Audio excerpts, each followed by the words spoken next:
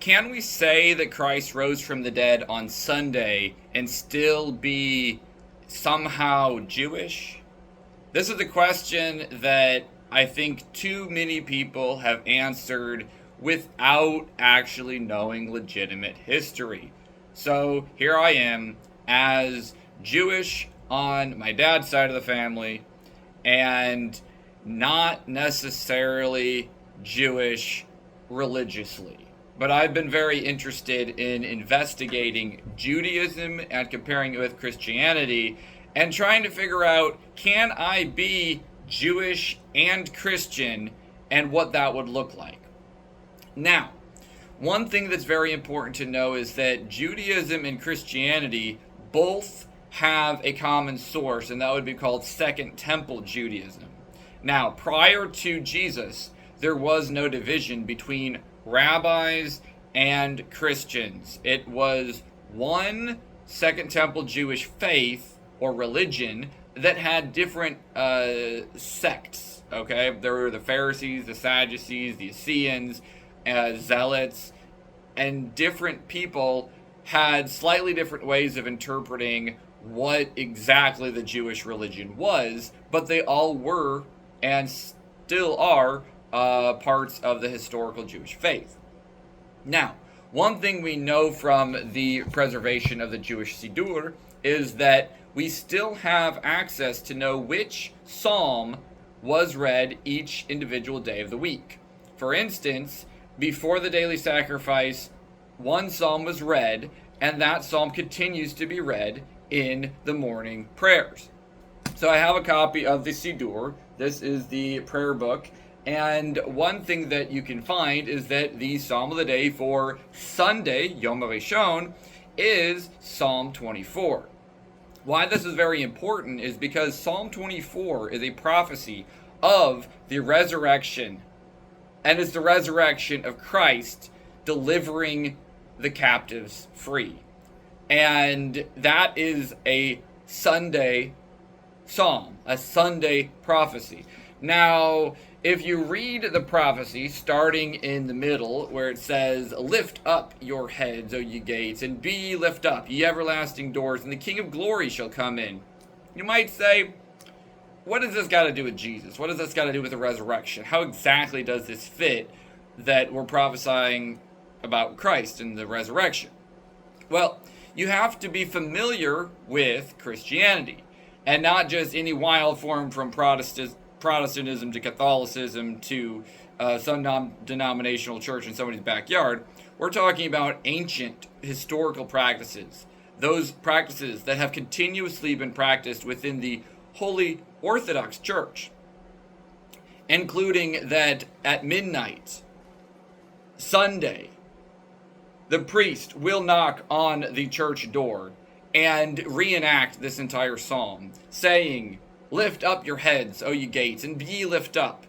Within the church, when the priest says, "And the King of glory shall come in," somebody from within that church will say, "Who is this King of glory?" And the priest replies, "The Lord strong and mighty, the Lord mighty in battle. Lift up your heads, O ye gates, even lift them up, ye everlasting doors, and the King of glory shall come in." And again a second time, somebody will say, "Who is this King of glory?" And the priest will reply, "The Lord strong and mighty, the Lord mighty in battle, the Lord of hosts, he is the King of glory." That's basically your reply. Now, that being said, this is reenacted in the church on a regular basis every Easter Sunday.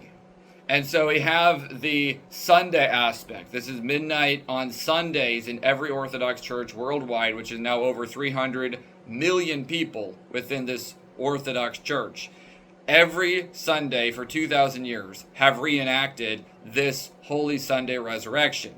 And in the Jewish synagogues, every Sunday where they don't have anything to do with Christianity, they don't have anything to do with the resurrection of Christ, they also read Psalm 24 on Sunday. So if we compare that they read it on Sunday in the synagogues, and the Christians read this on Sunday for the holy resurrection of Christ, there has to be a connection. Now, The other thing is there was a gospel written by Nicodemus, one of Christ's friends, who was actually on the Sanhedrin. Now, this was not included in the New Testament when it was compiled. It was not well known, it was not well read for the first few hundred years. Now, in approximately the year 415, there was a priest who had a vision, and in this vision, Saint Gamaliel comes to him and says where his uncorrupted body is located, and also where Saint Nicodemus's body is located, and one of Saint Gamaliel's children. Now, he gets permission from the Patriarch of Jerusalem to investigate and find these lost relics of saints. And it turns out that they find their bodies uncorrupt and move them eventually from Jerusalem to Constantinople. Now, when all this was happening between the years 415 and 425, there was a lot of commotion about the discovery of Saint Gamaliel, the discovery of the relics of Saint Nicodemus, and the discovery of the remains of one of Saint Gamaliel's sons, not the one Shimon who became the leader of the great Sanhedrin after the fall of the Second Temple. He was the one that continued on after the fall of the Second Temple. But it was at that time that this gospel that was recorded by Saint Nicodemus also was translated into Greek. It was originally only in Hebrew, and it was translated into Greek. And part of that story describes that when Nicodemus is on the Sanhedrin, after Christ rose from the dead, two people came and bore witness that Christ had risen from the dead. And lo and behold, these two people were actually two of the sons of Gamaliel who had passed away. It's an amazing story. They are people that testified on behalf of Christ's Sunday resurrection. And in this testimony, they share that it was at midnight on Sunday that the angel of the Lord says, "Lift up your heads, O ye gates, and be ye lift up, and the King of glory shall come in." And Hades himself is the one that asks the question, who is this King of glory? Now the angel of the Lord replied, "The Lord strong and mighty, the Lord of hosts, he is this King of glory." It happens a second time. And the same thing happens, where Hades says, "Who is this King of glory?" And the angel of the Lord replies, "The Lord of hosts, he is this King of glory." And at that time, that is when Adam was resurrected and the captives were set free. That was the time when Christ rose from the dead, and some of them which slept also rose up, and there was a beginning to the resurrection miracle. This is not the final resurrection at the end of the world, but there was a resurrection that took place of Christ and of the saints at that time. And some of those saints, when he arose, they arose and appeared to other people.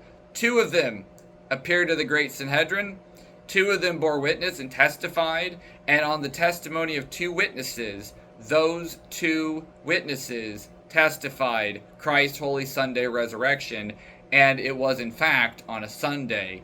And to prove the just unbelievable connection that this had to do with Sunday, the Psalm of the day for Sunday that was read before the daily sacrifice every Sunday for hundreds and hundreds of years before Christ was even born, that same psalm was read and reenacted in the pit of Hades on Sunday when Christ was in Hades.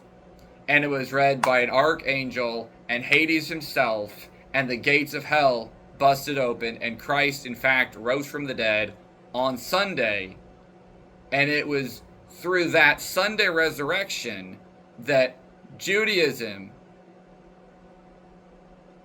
shadows on today, basically an echo of Christianity, where you go to any Orthodox Jewish synagogue, whether it's Ashkenazi, whether it's Sephardi, whether it's Mizrahi, doesn't matter. The point is, any synagogue around the world for the next 2,000 years, even after the Jewish people as a religion rejected Christ and said, we do not believe in the Sunday resurrection, they still read the prophecy, Psalm 24, at the synagogue on Sunday, and they will still be reading it tomorrow on Easter Sunday. They are blind to the fact that this is connected with Christ and his holy Sunday resurrection, but the prophecy remains on Sunday, and it's read on Sunday in every synagogue around the world. And so if you're thinking, well, I'd like to become a Christian from a Jewish perspective, but I don't know about this whole Sunday thing. I want to just keep the Sabbath and be Jewish and go to church on Saturday, maybe be Seventh-day Adventist or something.